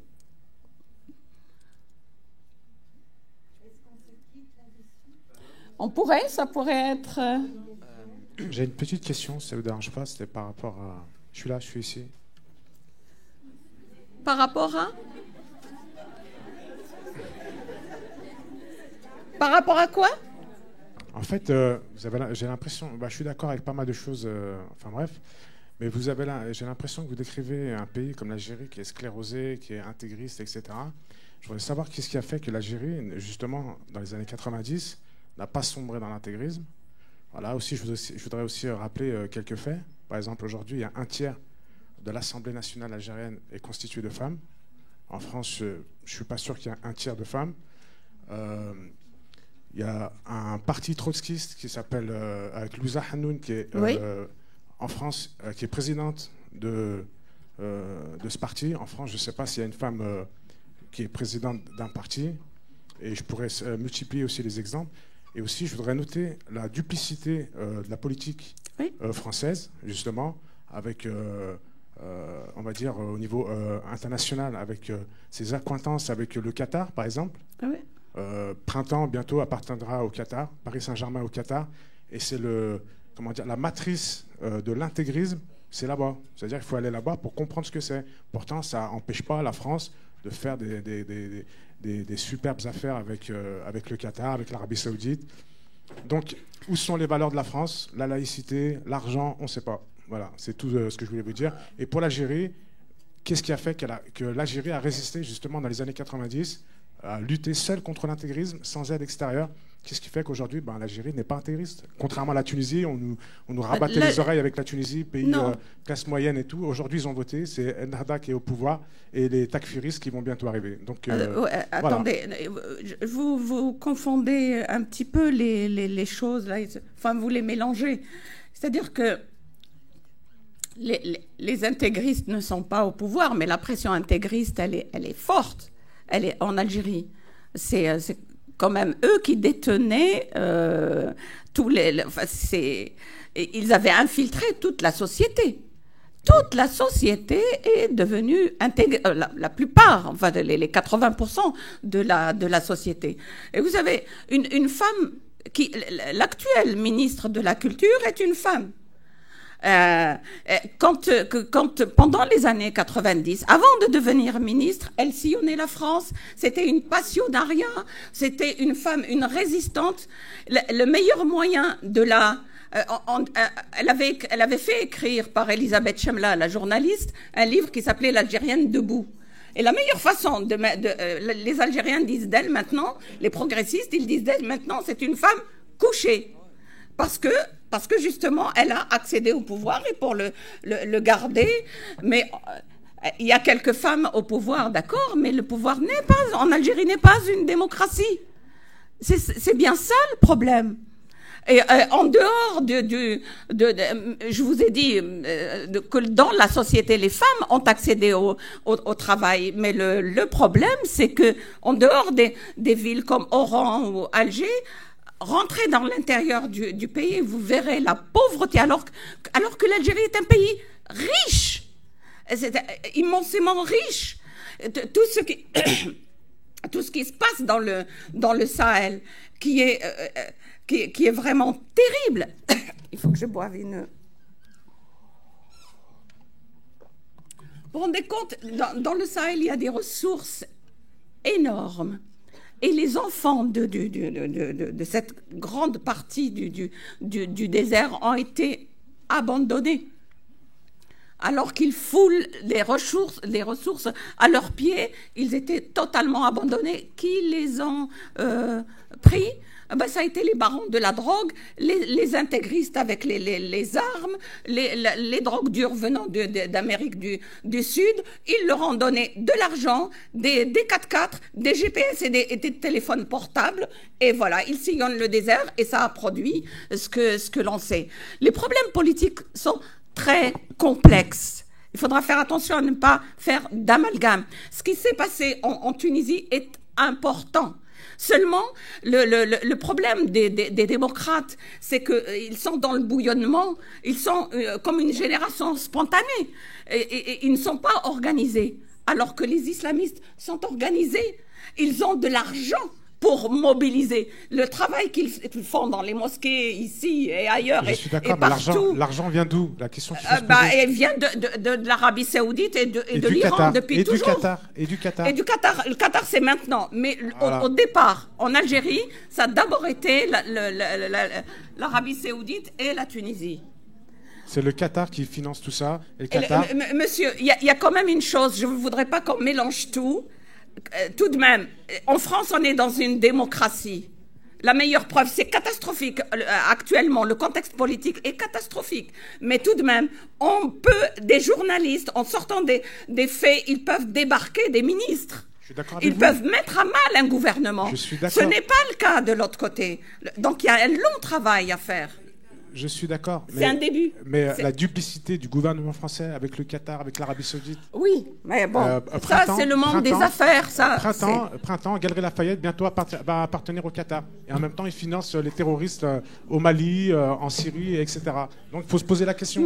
Mais pendant longtemps, le dirigeant actuel d'Ennahda, il était en Angleterre. Pendant longtemps, alors qu'il y avait la guerre en Algérie, les intégristes étaient soit... des chefs étaient en train de travailler à partir de l'Allemagne ou c'est notre monde qui est comme ça. Et quand il y a de l'argent, ça complique encore davantage les choses.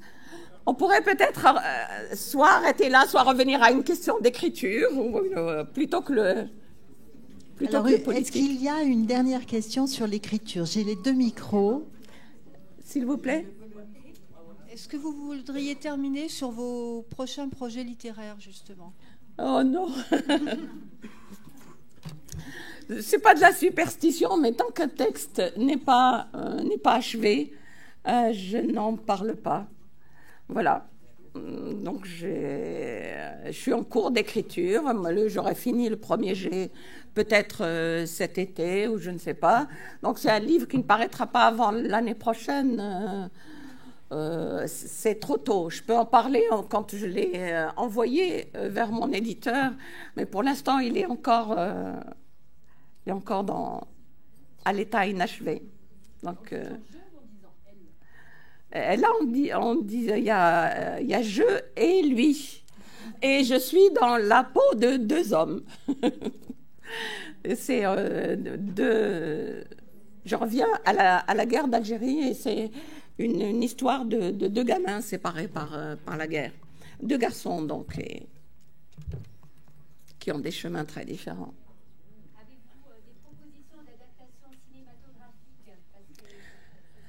J'en ai eu beaucoup et il n'y a pas eu de suite parce que soit au départ, par exemple pour l'interdite, on a eu peur, c'était en 93, on a eu peur que ça puisse amener des problèmes d'attaque ou de ceci ou de cela. Encore pour La Désirante, mon dernier texte, il y a quelqu'un qui voulait le faire, mais ça s'est pas encore fait. Alors j'espère qu'un jour, oui, pourquoi pas. Il y a quelqu'un qui voulait pendant longtemps, et qui me disait pour mon tout premier texte, Les Hommes qui marchent, il me disait c'est un film, il faudrait que ce soit quelqu'un de la trempe d'Abel Gans, il faut beaucoup de moyens parce que c'est la guerre d'Algérie avec des épopées énormes. Voilà, mais ça s'est pas fait non plus. Je voudrais voir ça de mon vivant quand même. je dis ça, mais en fait. Et c'est comme les prix. Voilà, pas plus que ça, non. Ça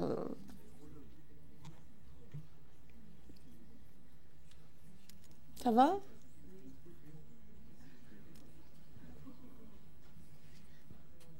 Une question, là? Non?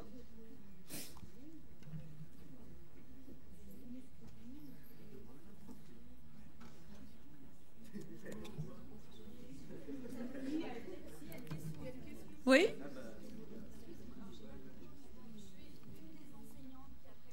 Attendez, oui. Le micro. Bonsoir, excusez-moi, je suis une des enseignantes qui a préparé la rencontre ce soir autour du livre Je dois tout à mon oubli. À ton oubli. Les élèves ont beaucoup aimé votre livre, mais ce soir j'ai un certain nombre d'élèves qui ont été un petit peu choqués par les propos que vous avez pu tenir. Et du coup, j'aimerais que vous m'aidiez à préparer un petit peu la réponse que je pourrais leur donner demain quand on va reparler de la rencontre.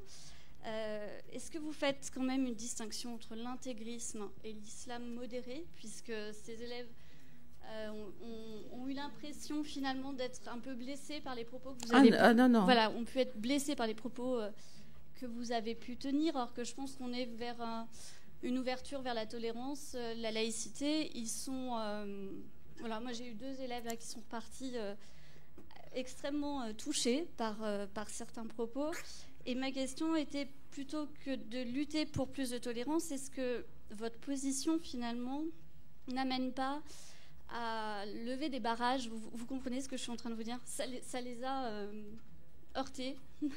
Mais j'espère que c'est pour qu'ils comprennent mieux. Il ne faut pas avoir peur de heurter parfois. Oui. Mais je respecte vraiment toutes les religions. Je sais. Non, mais j'en suis persuadée. Après, je pense que ces élèves qui sont des élèves extrêmement tolérants, et je crois qu'on ont été heurtés par rapport à leur confession religieuse. Et je ne sais pas comment essayer de... on va faire une remédiation là-dessus demain. Mais voilà, je pense qu'il y a une distinction à faire. Et là, je pense qu'ils ont pris ça comme un amalgame contre... voilà. Alors, bon, il y a les questions du foulard qui peuvent m'exaspérer parfois, mais c'est aussi la répétition, il faudra leur dire. La répétition des choses qui viennent. Mais en revanche, bon, mon lien le plus grand, mon lien familial qui a fait que je n'ai jamais renié quoi que ce soit de mes origines, et mon capital affectif, c'était ma grand-mère qui était très pieuse, qui était, mais d'une sérénité avec sa religion qui n'était, c'était, et c'est comme ça que j'ai appris. Je disais pendant la guerre d'Algérie, ce sont des êtres autant des femmes du Mellah que mon institutrice, par exemple, ou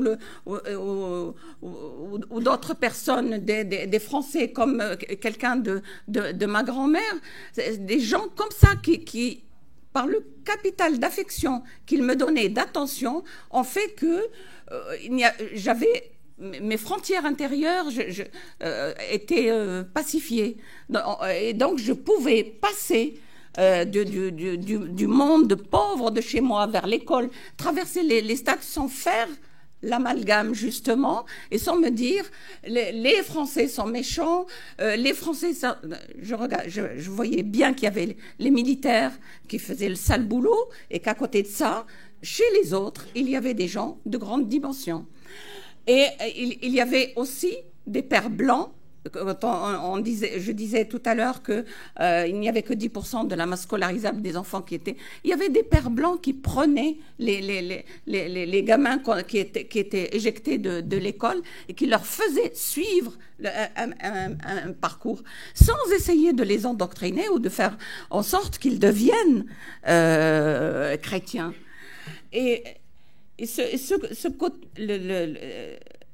bien sûr que beaucoup de gens peuvent être blessés, mais moi, j'appartiens à cette civilisation musulmane.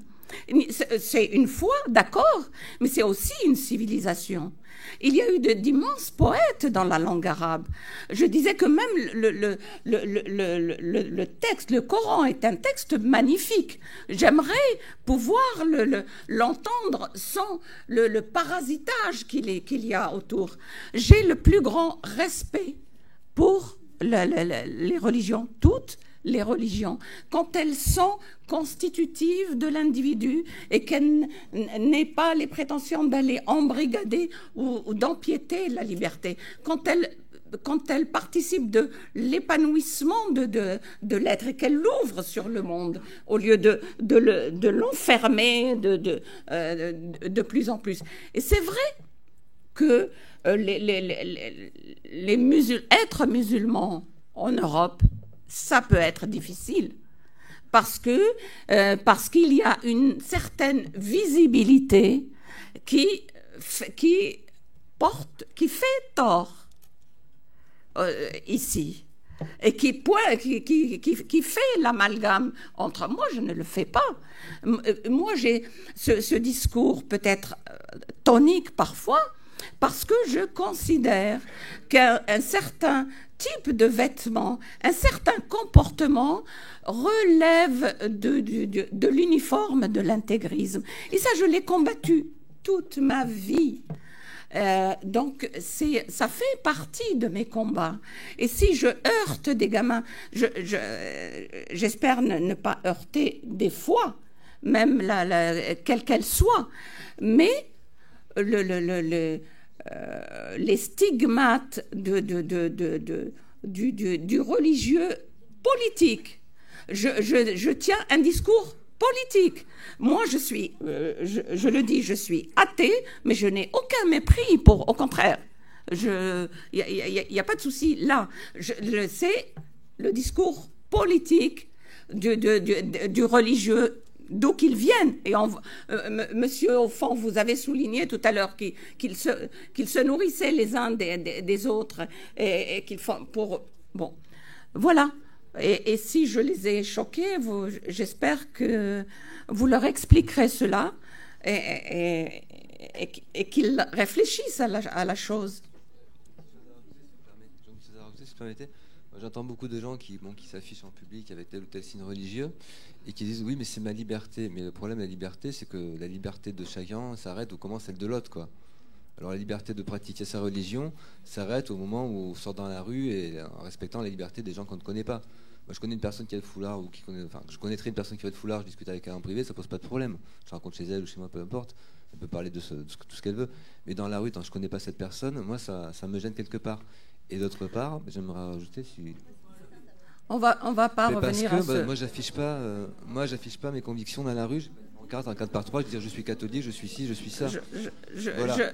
Moi, c'est une atteinte à ma liberté. Enfin, je veux pas non plus... je veux dire... pas d'alcarcation à ces gens-là. Bon, j'ai pas des choses plus importantes, certainement.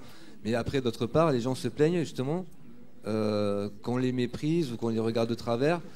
Est-ce que s'ils faisaient peut-être preuve un peu plus de tolérance envers les autres, justement, parce qu'eux, ils en demandent, et justement, est-ce qu'ils seraient peut-être mieux acceptés dans l'ensemble de la société? Voilà, je termine ma question, merci. Est-ce que je disais, s'ils faisaient preuve un peu plus de retenue dans l'affichage de leurs convictions en public, je parle bien en public uniquement, est-ce qu'ils seraient peut-être mieux acceptés et ils se sentiraient moins, ces personnes stigmatisées par l'ensemble? On en a parlé tout à l'heure, ça c'est une question interminable. Et il y a dans cette attitude-là, c'est très complexe comme ressort qui agissent là. Il y a les religieux qui endoctrinent, etc. Il y a la mise... S'il vous plaît, les enfants. Il y a aussi le fait que une certaine mise à l'écart de ces populations-là a contribué aussi. A contribué d'une part à les fragiliser, d'autre part à ce que d'autres les embrigadent. Mais il y a aussi, et ça c'est peut-être plus pervers, un besoin de visibilité et un besoin de faire communauté. On est dans un pays où on devrait ne former qu'une communauté. Donc, c'est plusieurs choses qui agissent dans ce comportement. Et d'autres, c'est seulement aussi... Il y a une partie, il ne faut pas se le cacher, c'est juste comme lorsque les adolescents, il y a une décennie ou une quinzaine d'années, se teignaient les cheveux en rouge ou en vert. Et cela, ça leur passera. Voilà. Il y a plusieurs choses qui interviennent dans... Bon. Vous avez raison.